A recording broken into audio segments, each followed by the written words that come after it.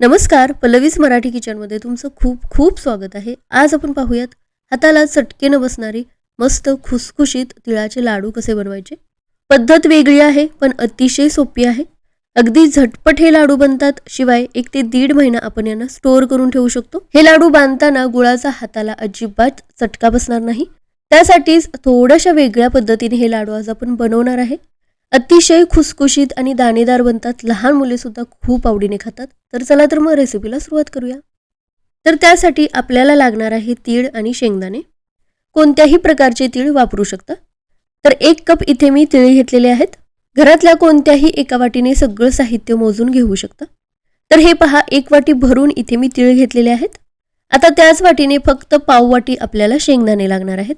शेंगदाणे यामध्ये वापरायचं कारण म्हणजे यामुळे लाडू बांधताना खूप छान बाइंडिंग येतं. आता सुरुवातीला या दोन्ही गोष्टी आपल्याला भाजून घ्यायच्यात. तर त्यासाठी एक जाड तळाची कढई घेतलेली आहे. आता सुरुवातीला तीळ यामध्ये परतून घेऊयात.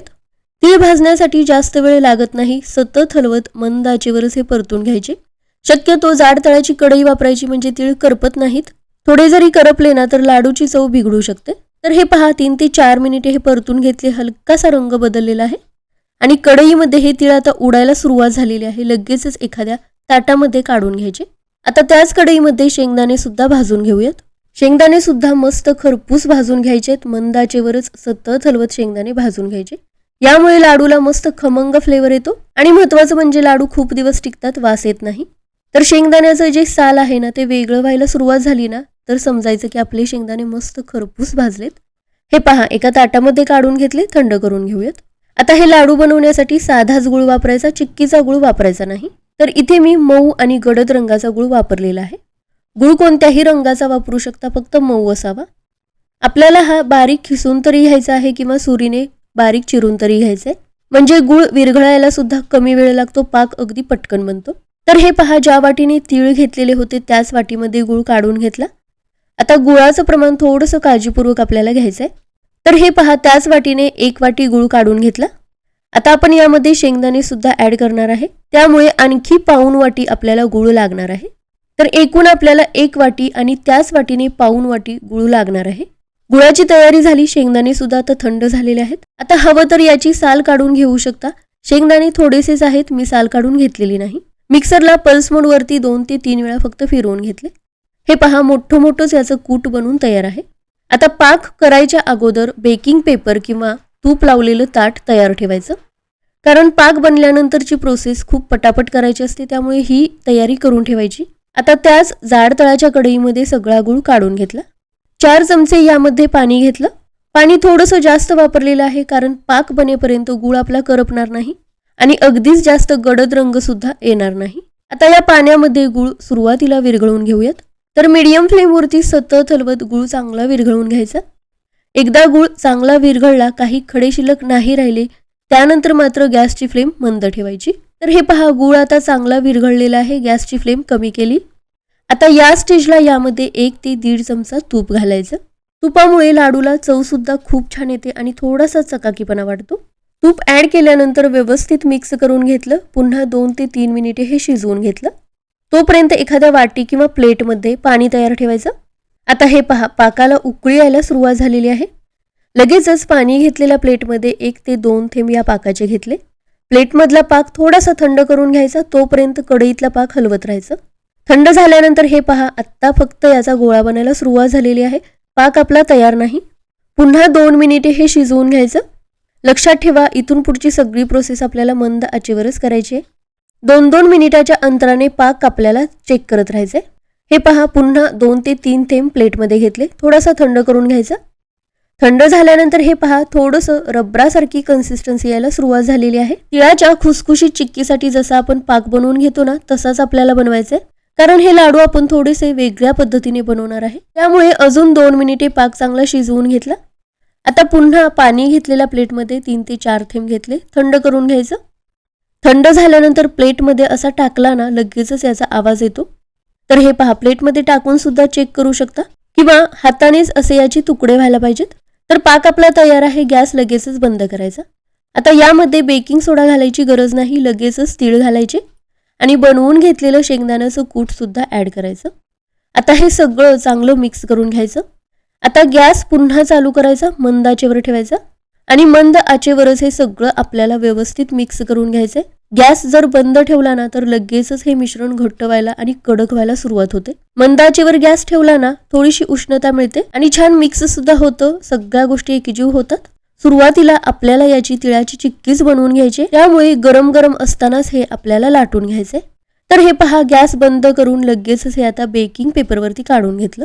काढून घेताना सुद्धा तुम्ही पाहू शकता बेकिंग पेपर ज्या आकारामध्ये कट करून घेतलाय तसंच हे मिश्रण मी पसरून घेतलं, म्हणजे लाटायला सोपं पडतं. आता दुसरा पेपर यावरती ठेवून लगेचच याला लाटायला घ्यायचं. गरम गरम असतानाच जितकं पातळ लाटून घेता येईल तितकं लाटून घ्यायचं. ताटामध्ये जरी हे काढून घेणार असाल तर मोठं पसरट ताट शक्यतो वापरा. तिळाचे लाडू बनवताना गरम गरम या मिश्रणाचेच लाडू बनवावे लागतात. हाताला तर खूपच चटके बसत असतात आणि वर आपल्याला ते भरभर बांधून घ्यायचे असतात, कारण एकदा जर थंड झालं हे मिश्रण तर लाडू सुद्धा अजिबात गोल गरगरीत बनत नाही. त्यामुळेच हाताला चटकानं बसणारी ही पद्धत मी शेअर केलेली आहे. हे पहा, इतकं पातळ हे लाटून घेतलं, आता पूर्णपणे थंड झालेलं आहे. हे पहा, आता तिळाची ही चिक्की तयार झालेली आहे. आता याचेच आपल्याला लाडू बनवायचे. आता याचे आपल्याला बारीक बारीक तुकडे करून घ्यायचे, हातानेच तोडून घ्यायचे. हे पहा, एक मोठा तुकडा मी तोडून दाखवलेला आहे. मस्त खुसखुशीत असं हे बनलेलं आहे. हाताने जरी तोडायला गेलात अगदी सहजपणे बारीक बारीक याचे तुकडे आपण तोडू शकतो. हे पहा, अशाच पद्धतीने बारीक बारीक तुकडे करून आपल्याला याचे घ्यायचेत.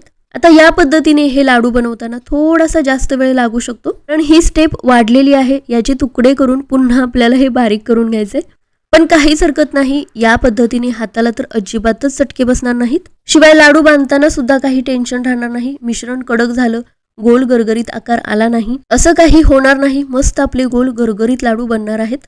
तर हे पहा, बारीक बारीक याचे तुकडे करून घेतले. थोडक्यात ही तिळाची मस्त खुसखुशीत चिक्कीच बनवून तयार झालेली आहे. आता आपण हे जे तुकडे करून घेतले त्याची पावडर करून घ्यायचे. पावडर म्हणजे अगदी बारीक अशी पावडर करायची नाही, मोठं मोठंच हे वाटून घ्यायचंय. यातले तीळ सुद्धा थोडेसे दिसायला हवेत. तर हे पहा, एका वेळी थोडे थोडे तुकडे मिक्सरच्या भांड्यामध्ये घेतले. शक्यतो हे पहा, मिक्सरचं जे हे भांडं असतं ना तेच वापरायचं. यापेक्षा जे छोटं भांडं असतं किंवा ग्राइंडर आपण त्याला म्हणतो ते वापरायचं नाही. त्यामध्ये खूपच बारीक अशी पावडर बनू शकते. तर 1 ते 2 वेळा मी फक्त फिरवून घेतलेलं आहे आणि हे पहा, अशीच मोठी मोठी याची पावडर करून घ्यायची. एका भांड्यामध्ये ही पावडर काढून घ्यायची. अशाच पद्धतीने सगळी याची पावडर करून घेतलेली आहे. तुम्ही पाहू शकता यामध्ये थोडे थोडे तीळ सुद्धा दिसत आहेत. आता थंडीचे दिवस आहेत, थोडंसं जायफळ आणि सुंठ सुद्धा यामध्ये किसून घेऊयात.